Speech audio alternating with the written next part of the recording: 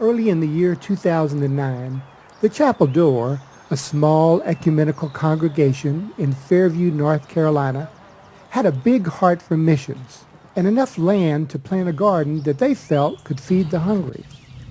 Realizing the good of inviting other churches and talented farmers to join in the effort, a synergistic miracle occurred. Still lively in the Fairview community was a dream to resurrect the Lord's Acre, a cooperative effort that blossomed during the 1930s. Local farmers came together and gave a portion of their harvest to feed the poor. This movement spread throughout the United States. With no idea really of how to proceed, the Chapel Door had a neighboring farmer plow a small plot of the vacant hayfield. In just a matter of weeks, a number of churches and the most gifted farmers in the area came together and began building a 1/4 acre garden that produced 3 tons of food in its first season. All the food went to a local food bank called Food for Fairview. Miracles came to the Lord's Acre in form of the Chapel Door's land, an impassioned and committed steering committee, a gifted garden manager with a just as gifted husband, people skills, money donations, donations of equipment, volunteers to work in the garden, and a rainy season which, following a 2-year drought, contributed much water, hope, and inspiration. The Lord's Acre was even blessed with a seasoned video photographer who developed a short film of the historic first harvest.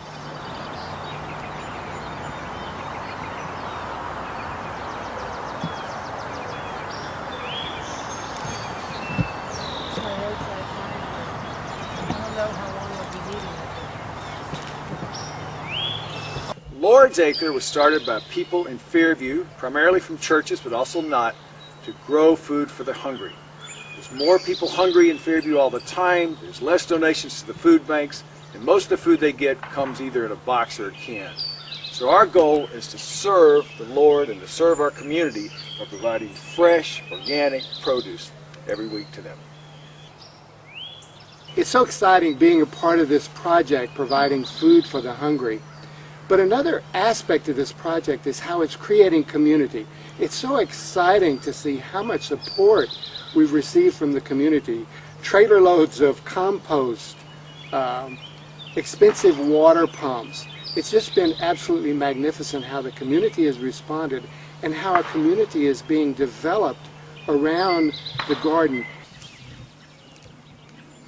Every week, a lot of people come out and volunteer in this garden. It's your chance to really get your hands in the earth and to give food to our neighbors.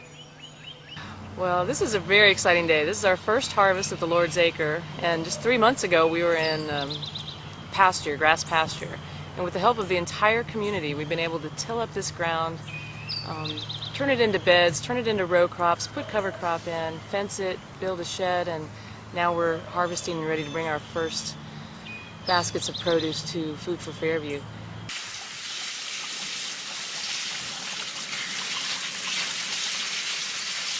Since Food for Fairview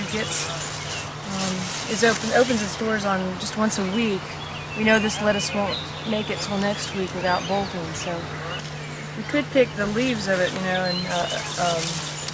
then it'd be able to keep producing. But I think people prefer it this way as a head. I think it keeps better in their refrigerator. This lettuce was a gift from another farm, and then it got hit by hail, and we weren't sure it was going to make it, and it started coming back. Then the rabbits started getting it, and then we really weren't sure it was going to come back. And now here it is. We were patient, and it worked.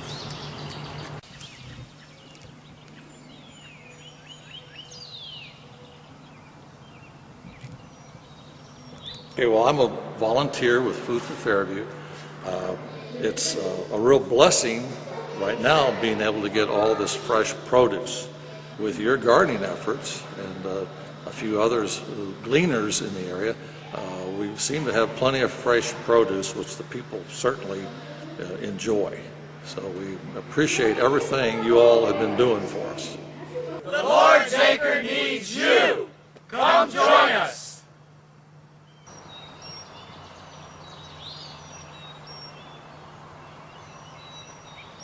And they did come, first in handfuls, then in dozens, and eventually hundreds. They came as individuals, couples, families with children, church and civic groups, college groups, Boy and Girl Scout troops. Volunteers even came from a local women's detention center. Not all at once, of course. Some came once, some many times, and some every time work was being done in the garden. They came to work the garden, and they came to support the numerous fundraisers that always included music and good food and often a square dance. These volunteers were a critical component necessary for the Lord's Acre to meet three significant goals in its long-term vision. The first goal was food. Just like its predecessor, the Lord's Acre was created in a time when there was a growing need to provide food for those in need. In order to ensure that this goal would be met long-term, a nonprofit corporation was established to provide over time nutritious organic vegetables to those in need. The second goal was creating community, people of diverse backgrounds coming together with a common purpose to make a difference, enjoying growing food, music, service, and just being together. The third goal was education. The Lord's Acre provided a wide variety of educational opportunities for all age groups so that the wisdom and experience of the garden managers and experienced gardeners and the experiences in the garden could be used in people's own backyards.